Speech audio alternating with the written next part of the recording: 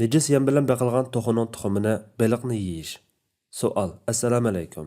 Ichkarida o'qiyotgan bir o'quvchi ba'zi o'quvchilarning go'shtdan shubhalanib, hali vaqtdan beri go'sht yemay tuxum yeb kelayotganligini, yaqindan buyon tuxumdanmi shubhalanib, meva-cheva yeb kelayotganligini, shubhalanishdagi sabab bu to'xularning yemeklik tarkibida o'lik to'xu, so'ngak, qon degandek harom narsalar borligini aytdi. Mushu xil tuxumni yeyishning hukmi nima? Mushu to'g'risida bir javob bergan bo'lsa-da. Yana bir savol. Assalomu alaykum ustoz. Hozir vatanimizda baliq boqadigan ko'lchakka yem uchun cho'chqaning ich qornini tashlab, baliqni tiz cho'ng qiladigan ish bor ekan va mushu xil usulda boqilgan baliqlar bilan har qaysi cho'ng-kichik oshxonalarda qo'rimi qo'rildi ekan. Bu baliqlar harom bo'lamdi. Qimmatli vaqtlarini chiqarib fatvo berishlarini so'rayman. Javob: Va alaykum assalom va rahmatullohi va barakatuh.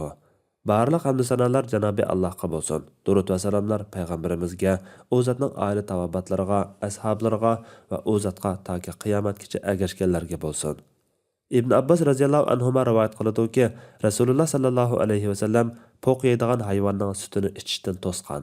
Olimlar bu hadisdagi cheklimini makruhlikni yoki haromlikni bildiradi deb qarab, tuxum bilan sutni go'sht qatoriga kirgizgan.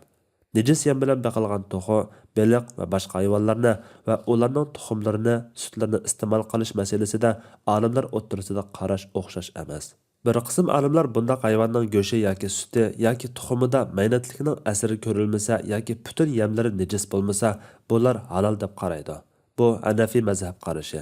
Agar pak bilan necis yemni aralashtirib yeydigan bo'lsa, go'shtida maynatlikning asari ko'rilmasa yoki bir muddat so'lab qo'yib pak yem bilan beqilib, maynatlikning asari qolmasa yeyishga bo'ladi. Maliki mazhab qarshida maynat yem xashak bilan beqilgan hayvon, uchar qushlarning go'shti halol. Shafi'i mazhab olimlarining ba'zilari yem xashakning ko'p qismining maynat ekanligiga qaraymiz desa, yana ba'zilar go'shti yoki tarida maynatligining asari ko'rilishiga qaraymiz deb qaragan. Bunga binoan bundaq hayvonlarning go'shti, suti, tari va tuxumlari makruh tanzihi bo'ladi. Hanbali mazhabda yemining ko'p qismi maynat bo'lsa, bundaq hayvonning go'shti, tuxumi va suti harom bo'ladi. 3 kun sulab qo'yib pak yem bilan baqsa, andin pokiz bo'ladi. Bu ilgirki olimlarimizning yuqorqi hadisini tushunishdan kelib chiqqan ko'z qarash o'xshashmasligi bo'lib, bu yerda bir qancha nuqtani eskartib o'tish zarur.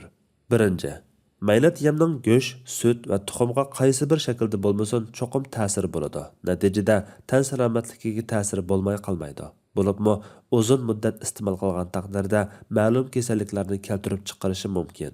Hormon bilan baqilgan to'xularning ba'zi kasalliklarni keltirib chiqaradiganligi haqida ko'p gap so'zlar bo'lgan. Ikkinchi, po'q tezaklarni yeydigan o'chka, to'xu qatorliq hayvonlar ba'zida pak narsalarni yeb, kun ko'rib, harakat qilib yurib, sog'lomlikqa yaxshi edi. Hozir maynat yemda beqilayotgan to'xular kun ko'rmaydi, harakat qilmaydi, pak narsaga aralashtirib bergan taqdirdami izchil ashundoq maynat yoki aralashma yem yeydi. Uchinchi, to'xularning yem xajaklariga haq qo'shib beriladi. Buning tuxumining oq chiqishiga foydasi bo'ladi. Demak, yem xajakning tuxumiga ashundoq ta'siri bor.